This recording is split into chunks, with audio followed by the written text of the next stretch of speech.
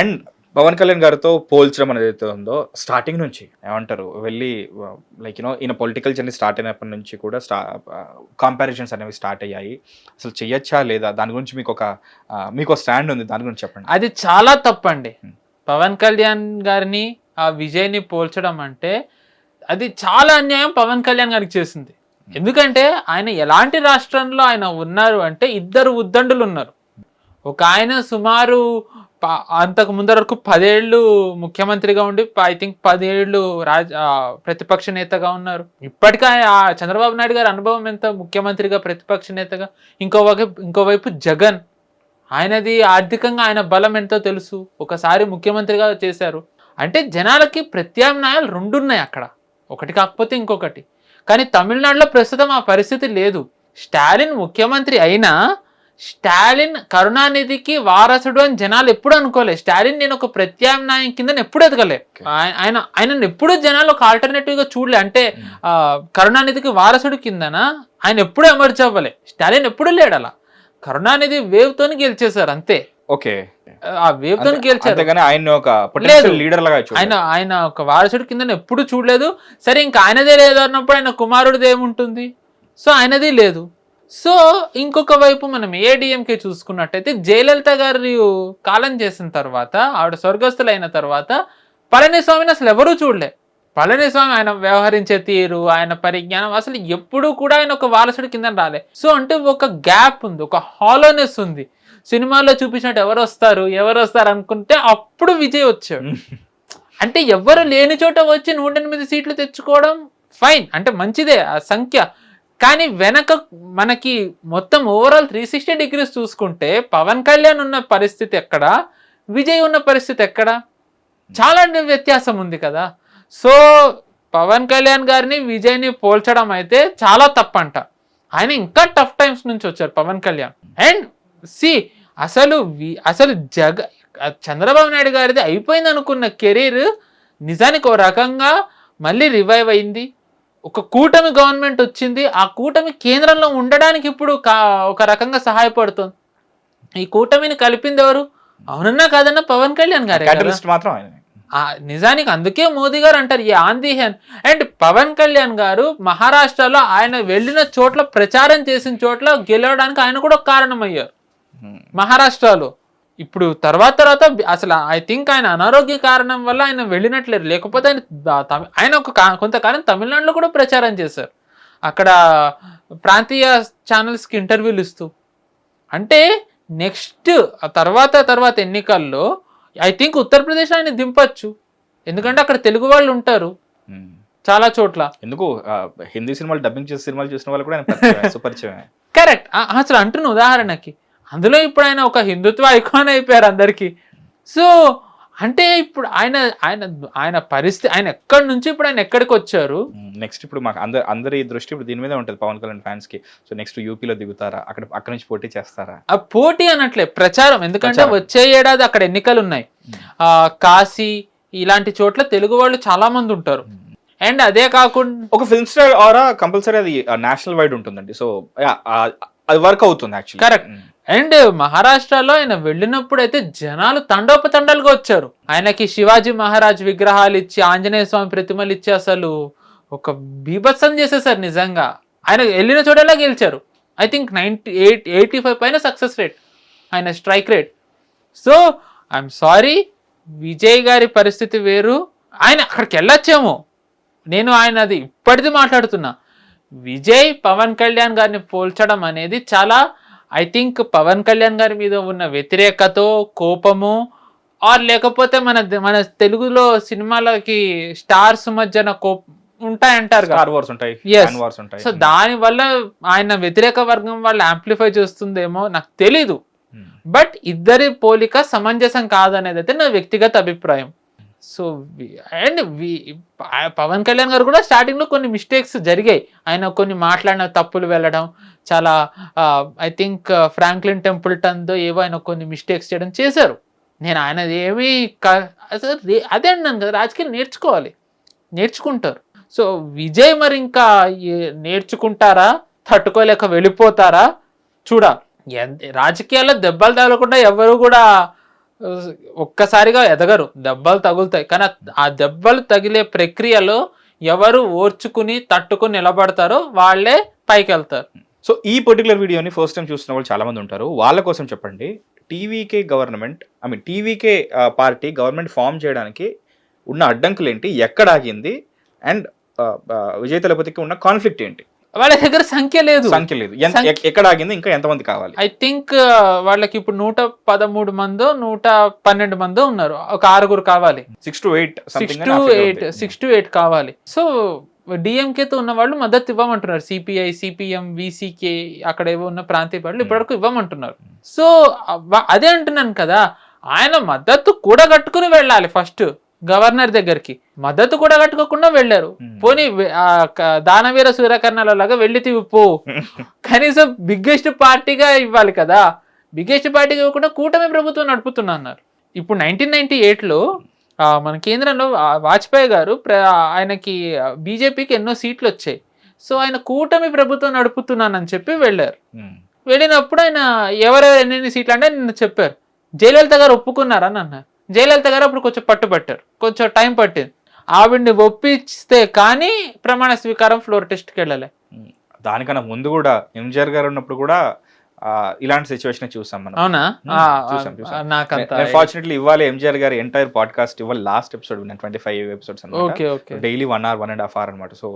So నాకు ఇప్పుడు మీరు చెప్తుంటే నాకు ఆ డాట్ కనెక్ట్ అయ్యింది. But nearest visible politics Jayalalitha garu చూసారు కాబట్టి జయలలిత గారు ఎగ్జాంపుల్ ఇస్తే బెటర్ గా అర్థం అవుతుంది. But it happened with MGR గారి టైంలో కూడా ఆయన ఎవరికి ఇవ్వాలి ఎవరికి ఇవ్వద్దు అని కూడా చాలా తర్జన భర్జన పడి కొందరికి ఇచ్చి మళ్ళీ విరమించుకున్నారు, చాలా జరిగినాయి అలాంటివి కూడా. ఓకే, సో అదే అన్నాను కదా, అసలు ఆయన ఫస్ట్ ఆఫ్ ఆల్ నాకు ఇంతమంది మద్దతు ఆయన సంపాదించకుండా డైరెక్ట్ వెళ్ళిపోయి ఒక మీమ్ ఉంటుంది, జనాలు చూస్తే బాగుంటుంది.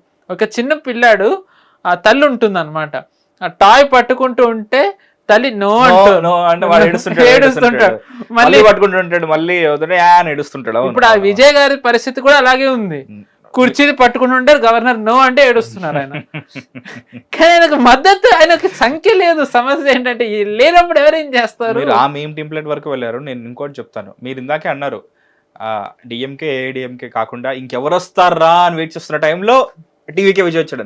ఇప్పుడు టీవీకే విజయ్ అండి ఈ గడ్డు కాలం నుంచి బయటపడడానికి ఎవరు వస్తారా అని చెప్పేసి ఆయన వెయిట్ చేస్తుంటే ఆయన ఇప్పుడు ఎవరో ఒకరి కోసం రావాలి ఇప్పుడు ఆయన. కానీ ఆయనకి దీని తర్వాత నిజంగా ఆయన మనందరికి దృశ్యం చూపించారు, నో డౌట్ అబౌట్ దట్. అవునా? దృశ్యం చూపించారు ఆయన నిజంగా. సో అది అఫ్ కోర్స్ మనకే అనలేని తమిళ ప్రజలే ఇంకా అది వాళ్ళే నిర్ణయించుకోవాలి. సో నేను దాని గురించి ఏమి దృశ్యం అని చెప్పేసి మీరు పర్టికులర్ గా ఎందుకంటే ఇన్ టర్మ్స్ ఆఫ్ వాళ్ళ క్యాండిడేట్స్ వెనకాల ఉన్న రాంగ్ డాక్యుమెంట్స్ అంటున్నారా, క్రిమినల్ కేసులు కానీ లేకపోతే ఆటో డ్రైవర్లు కాకుండా ఆటో డ్రైవర్ అని చెప్పడం కానీ, అంతే కదా, వాళ్ళ ఆస్తుల విషయంలో కానీ అంతే. ఆటో డ్రైవర్ కానివ్వండి, ఆటో డ్రైవర్ కింద తేవడం అంటే ఇక అంతకంటే మోసం ఏముంటుందండి. యాక్టర్ కదండి, ఒక జూనియర్ ఆర్టిస్ట్ తీసుకొచ్చి నువ్వు ఆటో డ్రైవర్ ఫిక్స్ అయితే ఓకే నేను ఆటో డ్రైవర్ అని చెప్పేసి ఆయన కూడా వచ్చేసి పోటీ చేసినట్టున్నారు. ఇంకా ఇంతకంటే మీరు ఇంకా అంత అన్న తర్వాత లేదు. నిజంగానే దృశ్యం చూపించారు ఆయన అందరికి. 115 మంది వాళ్ళు ఆల్రెడీ డిఎంకే ఏఐడిఎంకే కాంగ్రెస్ నుంచి వచ్చిన వాళ్ళనే పెట్టుకుని ఆయన అఫ్ కోర్స్ వేరే పార్టీల నుంచి ఎన్టీఆర్ గారు కూడా అలాగే వచ్చి పెట్టారు. నాదెండ్ల మనోహర్ ఇలా వేరే కాంగ్రెస్ నుంచి వచ్చిన వాళ్ళు, నేను కాదనట్లే. టు సమ్ ఎక్స్టెంట్ నేను అది కూడా ఓకే అంట. ఆటో డ్రైవర్ది నాకు ఫస్ట్ పెద్ద మిస్టేక్. బట్ ఇది సీరియస్ విషయం అండి, మీరు చెప్తుంటే నాకు ఇప్పుడు అర్థం అవుతుంది. రేపొద్దున అన్ని బయటపడతాయి. ఆ లెక్కన కనుక చాలా మంది అభ్యర్థిత్వం రద్దయ్యే అవకాశం ఉంది. అప్పుడు ఆయన సంఖ్య ఇంకా తగ్గే అవకాశం. అండ్ ఫస్ట్ ఒకవేళ ప్రభుత్వం ఏర్పాటు జరిగినా ఆయన రాజీనామా చేయాలి. ఆయనకు అది ఇంకొక సమస్య. సో తర్వాత ఇంకొక స్పీకర్ ని మళ్ళీ అనుకోవాలి, వీళ్ళలో ఒక స్పీకర్ అనుకోవాలి. కరెక్ట్. చాలా పెద్ద పని ఉంది అసలు ఆయనకి, చాలా పెద్ద బాధ్యత ఉంది. ఈ టైంలో మీరే అంటున్నారు ఆయన దగ్గర పెద్ద బాధ్యతలు ఉన్నాయి, మళ్ళీ మీరే అంటున్నారు ఆయన వచ్చి ఎవరిని అడ్రస్ చేయలేదు అని చెప్పేసి. సో అదే అండి రాజకీయం అంటే, ఎన్ని బాధ్యతలు ఉన్నా సరే అవన్నీ చేయాలి. ప్రచారం కోసం ఆయనది 3D లోగో పెట్టారు సంథింగ్. ఆయనది ఆయన లేకుండా కానీ ఆయన స్పీచ్ వచ్చేలాగా 3D logo, you might have hologram promotion చేశారు. అవునా? హోలోగ్రామ్ ప్రమోషన్ చేశారు. కనీసం అలా అయినా సరే ఒక అభివాదం చేసినట్టుగా మీ అందరిని ఒకసారి అందరినీ కలవలేకపోతున్నాడు, అందరి ఇందులో చూసుకోండి అన్నట్టు, అంటే కంటెంట్ అన్నోడికి కట్అవుట్ చాలా అన్నట్టుగా అలాంటిది రిలీజ్ చేసిన కనీసం చేసి ఉండాల్సింది. సో ఐ డోంట్ నో మరి ఆయన ఎవరు గైడ్ చేస్తున్నారు. సో అగైన్ ఫస్ట్ టైం కాబట్టి అభ్యర్థులది మాత్రం ఖచ్చితంగా అది ప్రాబ్లమే. అండ్ ఈ ఇప్పుడు ఆయన 108 మంది ఆ మద్దతుది గవర్నర్ దగ్గరికి వెళ్ళడం, అభ్యర్థుల రాష్ట్ర ప్రజలకు ఆయన ధన్యవాదాలు తెలపకపోవడం, okay fine, down the lane. రాజకీయాల్లో ఉంటే మళ్ళీ గెలిస్తే నేర్చుకుంటారు. నిజానికి గెలిచినా గెలవకపోయినా ధన్యవాదాలు చెప్పాలి, అది నిజానికి ముఖ్యం. సో టు సమ్ ఎక్స్టెంట్ నిజంగా చాలా సర్ప్రైజింగ్ గా ఉంది, షాకింగ్ గా ఉంది. సో మంత్రుల్లో ఆయన ముఖ్యమైన మంత్రి అవుతారో లేదో చూడాలి. అండ్ మళ్ళీ వచ్చే మంత్రుల్లో వాళ్ళు మళ్ళీ అఫిడవిట్లలో ఉన్న వాళ్ళే అయితే గనక అది ఇంకా ఏం మార్పు వస్తుందో మరి ఆ దేవునికి ఎరుక. ఈ మీ కింద చెప్పినట్టుగా అటెంప్ట్ టు మర్డర్, ఆ ప్రాబ్లమ్స్ అన్ని ఇప్పుడు అరైజ్ అవుతాయి అంటారా? ఎందుకంటే ఇప్పుడు అవ్వవు, లైక్ మొత్తం ఎలక్షన్స్ అయిపోయి. అండ్ ఐ థింక్ ఒకవేళ ఈ ప్రభుత్వం ఉన్న ఎంతకాలం ఉంటుంది? ఇది కరెక్టే, ఎంతకాలం ఉంటుంది? 5 ఏళ్ళు ఉంటుందా? సర్వైవ్ అవడం కూడా ఇంపార్టెంట్. ఇప్పుడు గెలవడం కాదు, గెలిచి నిలబడడం ముఖ్యం, నిలబడి పాలించడం ముఖ్యం. 240 మోదీ గారు సుమారు ఇప్పుడు ఆయన అంటే ఒక ప్రభుత్వ బాధ్యత అంటే ముఖ్యమంత్రి, ప్రధానమంత్రి ఇలాగా బాధ్యతల్లో ఉండి ఇది 25వ సంవత్సరం. ఆయన 2024లో మొట్టమొదటిసారి కూటమి ప్రభుత్వం నడుపుతున్నారు. ఆయన గుజరాత్లో ఎప్పుడు కూటమి ప్రభుత్వం నడపలే. 2001లో ఆయన ముఖ్యమంత్రి అయినప్పుడు బీజేపీ సొంతంగా వచ్చింది, 2లో సొంతంగా వచ్చింది, 7లో సొంతంగా వచ్చింది, 12లో సొంతంగా వచ్చింది, 14లో సొంతంగా బీజేపీ వచ్చింది, 19లో సొంతంగా బీజేపీ వచ్చింది, 24లో మొదటిసారి 240 వచ్చింది. అందరు అన్నారు నిజంగా మోదీ గారు నడపగలరా, 6 నెలలు ఉంటుందా అని. సో ఆయన అన్నారంట, నేను నడిపి చూపిస్తాను మీరు అంటున్నారు కదా. నిజానికి ఆయన 303 కంటే 240లోనే ఆయన ఎక్కువ బలంగా ఉన్నారు. వక్ఫ్ది ఇప్పుడే వచ్చింది, ఆపరేషన్ సింధూర్ ఇప్పుడే జరిగింది. నిజానికి బీజేపీ ఎక్స్పాన్షన్ రాష్ట్రాల్లో 303లో ఉన్నప్పటికంటే 240లో ఉన్నప్పుడే ఎక్కువైంది. ఒరిస్సా, బీహార్లో ముఖ్యమంత్రి అయ్యారు, ఇప్పుడు పశ్చిమ బెంగాల్. సో అంటే నేను అదే అన్నారు, ఇప్పుడు ఎంతమందికి అసలు ఇప్పుడు ఒక్కసారిగా సెంటర్లో మైనారిటీ గవర్నమెంట్ ఉందని ఇప్పుడు ఎంతమందికి అది ఉందండి? మైనారిటీ గవర్నమెంట్ కాదు, ఎన్డీఏ కూటమి ఉంది, కానీ బీజేపీకి ఆధిక్యం లేదు అనేది అసలు అది ఎంతమందికి అది మెదడులో ఉంది? ఎంతమందికి అసలు అది ఉంది అంటే నేను అన్నాను కదా, అనుభవం వెనక ఉండి మార్గనిర్దేశం చేసే వాళ్ళది, వాళ్ళ తెలివి, వ్యూహాలు ఇవన్నీ ఉండాలి. అనుభవం, వ్యూహాలు ఇవన్నీ ముఖ్యం. వాజ్పేయి గారిని అందరూ ఆడుకున్నారు ఆయన 9 ఏళ్ళు ఉన్నప్పుడు, ఎందుకంటే వాళ్ళకి అంత సంఖ్య లేదు, వాళ్ళకి 200 లోపే ఉన్నాయి. సో అందరూ రకరకాలుగా ఆయన ఆడుకున్నారు. ఇప్పుడు 240 వచ్చి మోదీ గారిని ఎవరన్నా ఆడుకునే ధైర్యం చేస్తున్నారు. నిజానికి ఇప్పుడే కదా అందరూ ఆడుకోవాలి కూటమిలో. నితీష్ కుమార్ హ్యాపీగా నవ్వుకుంటూ ముఖ్యమంత్రికి పదవికి రాజీనామా చేశారు.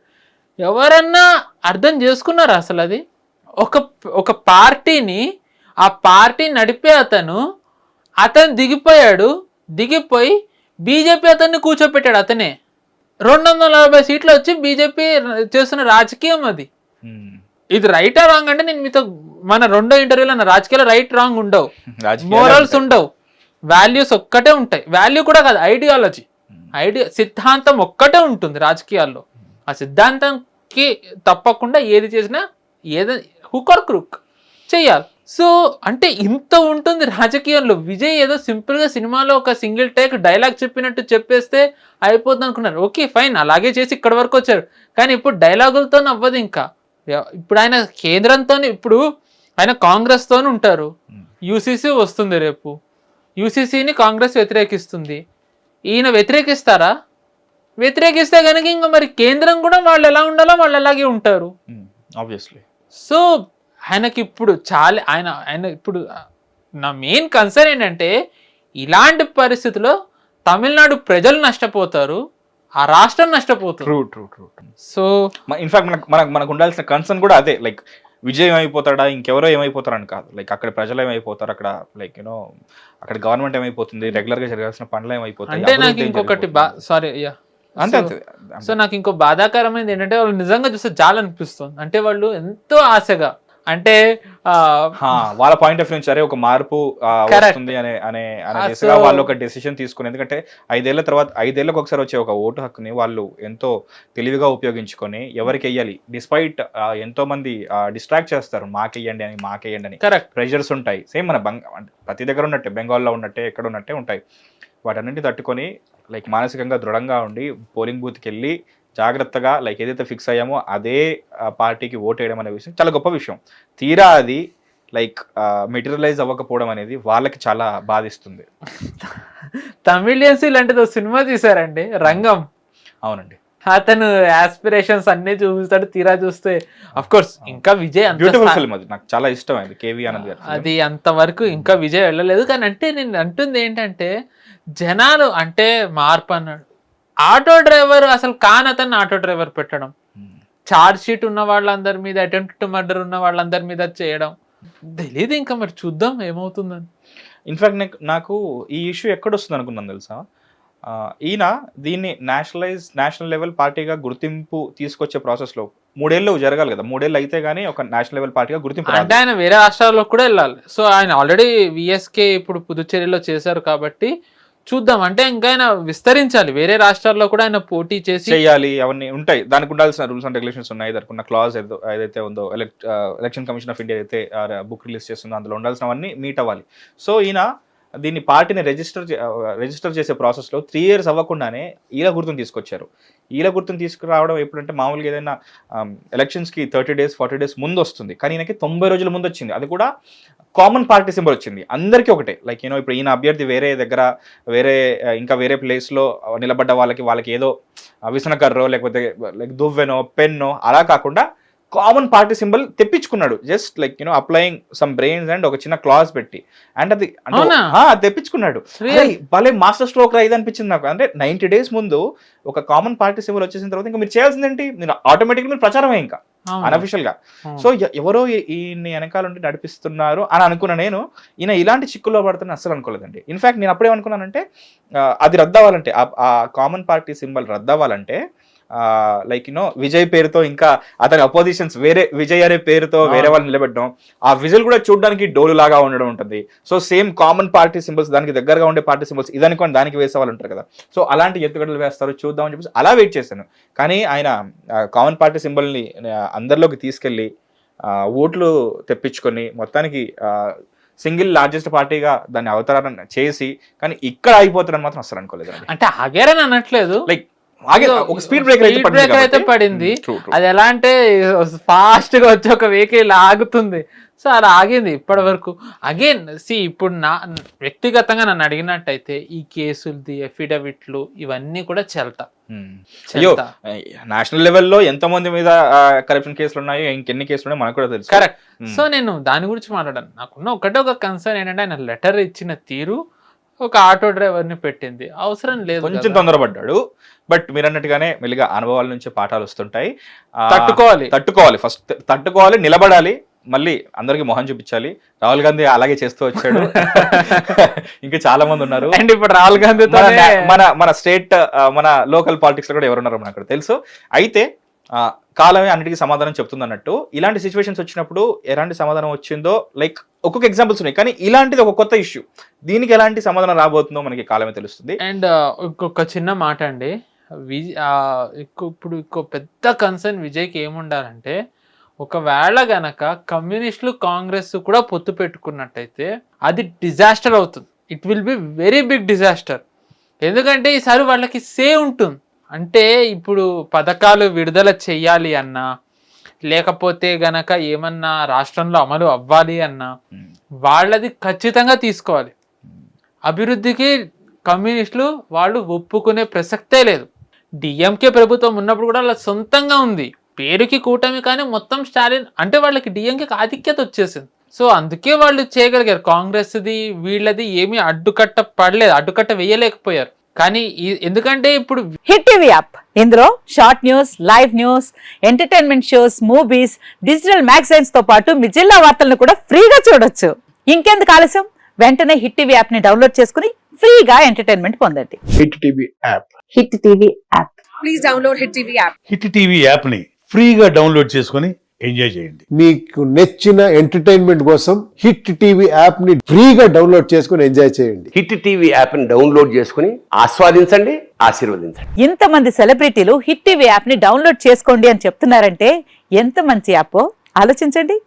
అమెరికా అమెరికా అమెరికా అమెరికాలో చదవాలనుకునే వాళ్ళకి విశ్వసనీయమైన పేరు మన శౌర్య కన్సల్టెన్సీ. UK లో 1 year masters, UK లో 1 year masters, 2 years work permit up to 5 years visa. Contact Saurya Consultancy.